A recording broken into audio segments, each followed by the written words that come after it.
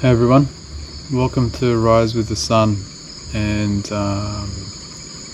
hope you're doing well, and hope that you're finding some sort of inspiration within today, within yourself, or maybe inspiring somebody else. And today I'll continue the beginning of the urge and some thoughts on it. And this is the author's note. And as a reminder, Carl Erik Fischer. The language of mental health matters. It has tremendous power to shape our policies and attitudes. Much of the old language around addiction is now considered stigmatized by many advocates, not just junkie or drunk, but also addict and alcoholic. Because the preferred anti-stigma approach is to use person-first language, for example, person with addiction rather than addict. This is reasonable and humane, and there is evidence that it has a real effect on stigma.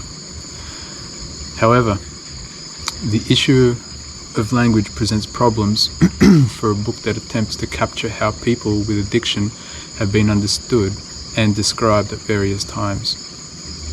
The language of addiction has undergone massive shifts from era to era, and those shifts were deeply meaningful to how people understand themselves and the people they cared for. Benjamin Rush studied drunkenness at the end of the 18th century. Others struggled with their intemperance in the middle of the 19th century. And today, psychiatrists debate whether to return to the term addiction as opposed to the anemic and bureaucratic substance use disorder. I do not assume that our present understanding maps neatly onto all times and cultures in the past. To the contrary, one key assertion of this book is that addiction does not exist as a permanent and unchanging fact, but rather is highly dependent on social and cultural factors. So I had to weigh the danger of perpetuating, stigmatizing language against the need to clearly and accurately represent the history. Generally, my approach has been to use the historically appropriate terminology for the era under study. To the extent I use potentially stigmatizing words for people with addiction, I attempt to do so in a way that makes it clear I am representing the views of the time. This history is necessarily selective. In particular, it is largely an American story, which partly reflects my effort to understand my own heritage and culture.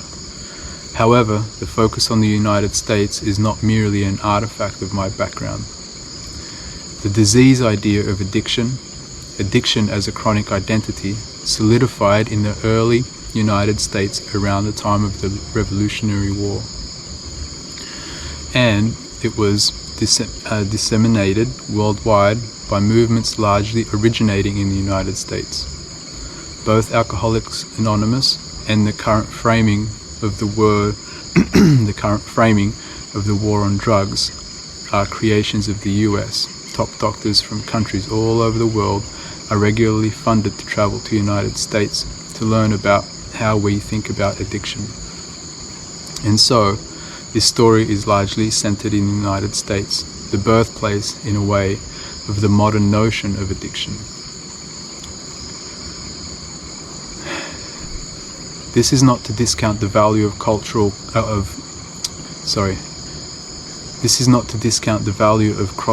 perspectives on addiction, which I have attempted to include throughout.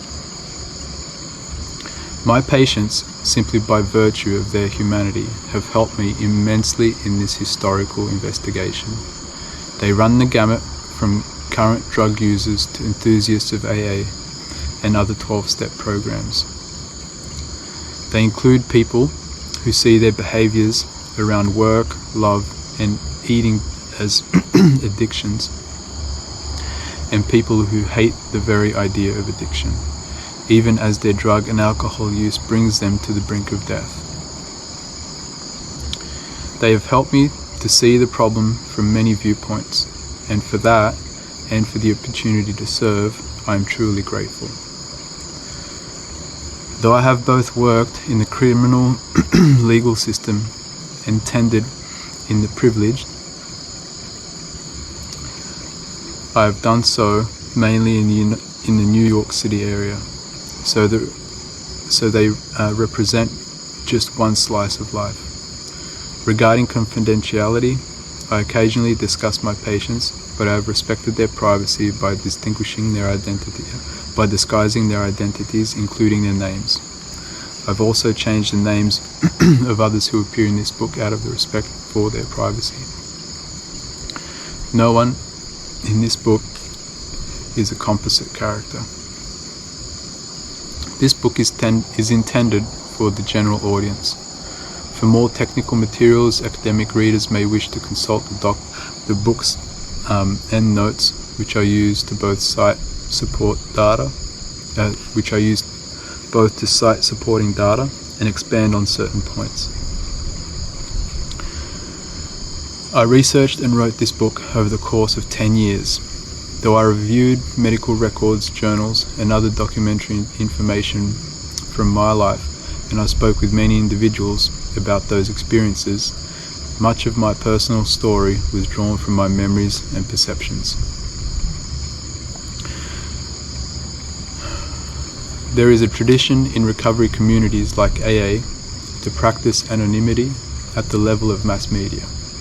There are good reasons for this, and yet there has also been a proud tradition of self-disclosure in many addiction memoirs. Many of those personal accounts have helped me immeasurably, and I know people in recovery who credit such books with saving their lives. I've shared my own experience of recovery in this book, but it is not my intention to argue for or against any particular pathway of recovery.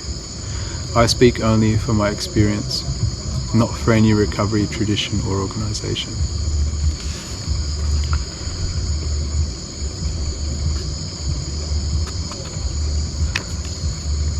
I really appreciate Carl's words of,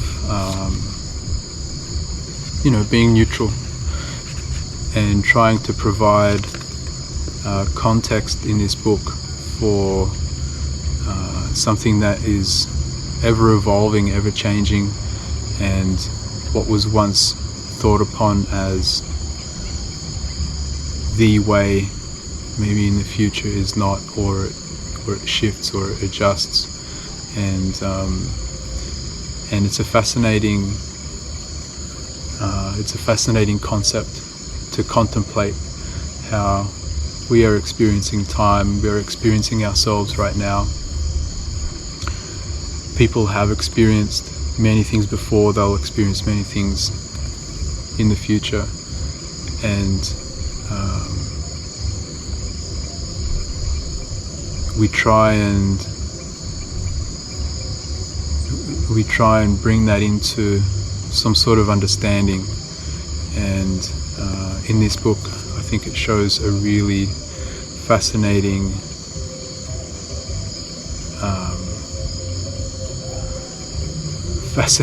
it shows a fascinating story how in addiction it has changed over the years, and but we still are faced with some of the same challenges. So the language may change, but the issues and the hardships are the same. So here is to the author's note, and I will leave you with some time to contemplate if you choose, and thanks for joining Rise with the Sun. Today it's rising with the full moon. Beautiful full moon right above. Get out there and stay inspired, and if you can't stay inspired yourself, try to go and inspire somebody else. And until next time.